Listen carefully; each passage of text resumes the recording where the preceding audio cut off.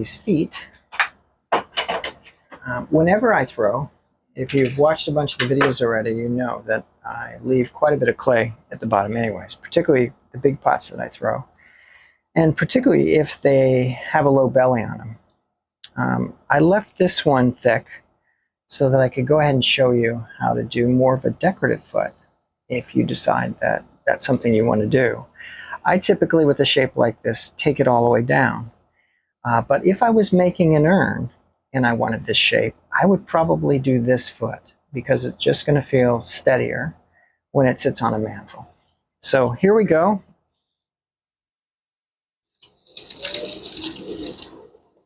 I'm just going to roll that over, round out that edge to begin with. Okay, so after a quick feel there, a quick tap, I think it's a little thick still here. So I'm just going to shave a little bit of that off. I'm just using the edge of that tool.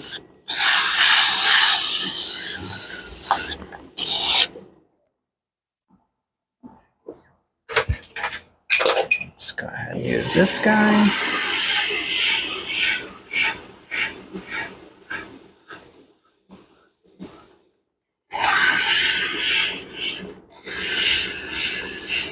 Now I like two hands on the tool, one holding and the other holding that hand,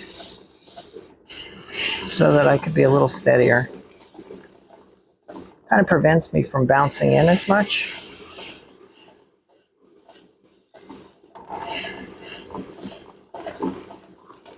Okay, there we go.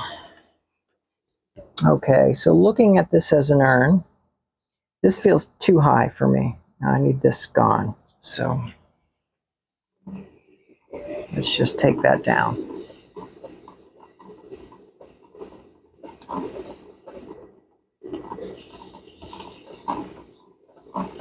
And if you want to study these sort of pedestal feet, take a look at ancient Romans' work. And they were the best at it.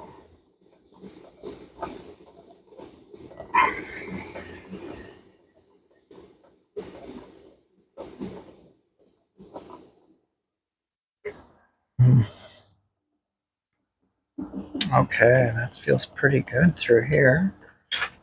Give it just a little shave. You can tell I like this tool because now it's got a curve that used to be all straight. Might be time to buy another one.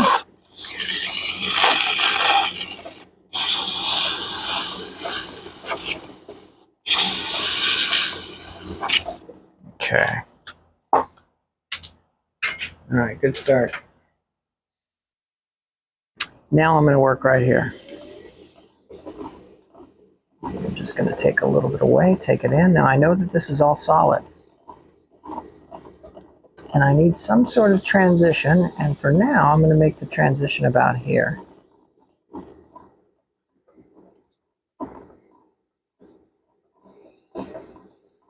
Okay, so if this was an urn, I feel like this is a little wide. So I would bring the tool in this way first, take some of that down, and then I would bring this edge in, but I really don't want to take much away here until the very, very end. So I'm going to just try to guess what I should do here without seeing this end first. And the reason I don't want to go after this edge is it's much more likely just to pop free if I start pushing right there. Okay. And I'm going to take a little more of this. Just feels a little bit chunky, even for a burial urn. That's going to sit on a mantelpiece. And if somebody calls me and they say, listen, I need an urn, you know, I'll ask, well, how are you going to use it? Are you going to bury it? Or are you going to have it on the mantle? And if they say on the mantle, then I like to do this style foot.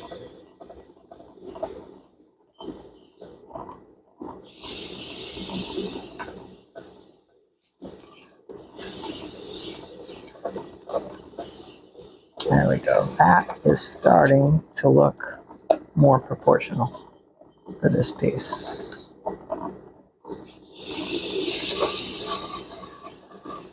be honest, with a burial urn, there's something really reassuring about this wider foot.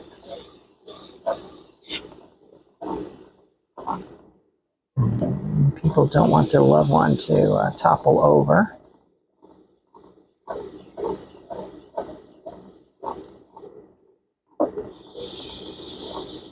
Now, I could have already stopped once or twice, but I thought I would just play here a little bit so you can see some variations. And this is a common one, and the one I started with where I had that little swoop is very common as well.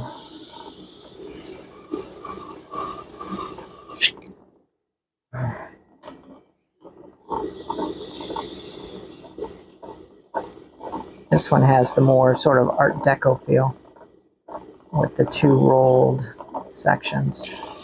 Now here, this is important. Whenever you decide it's done, this bottom edge has a tendency to crack when it breaks free if it's thin at all. So always take your needle, shave a little off that way, and just a hair under the edge, just that little bit.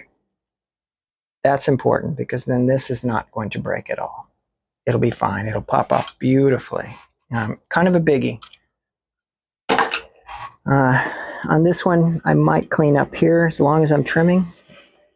It's not really part of this demo, but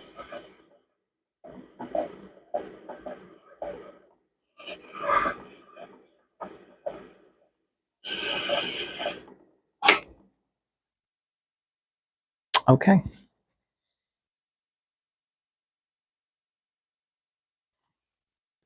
I think that's it. That's how I would finish it. But let's show you one more change, just for the fun of it.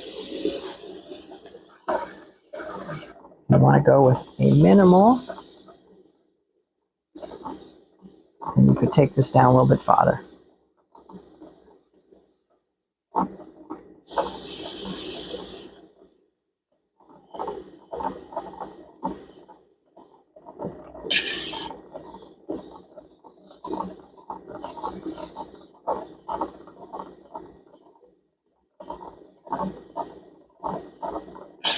There we go. And again, the last thing I would do, touch this edge, just barely come under. There we go. That's it. That's all it needs. Okay. I hope that was helpful.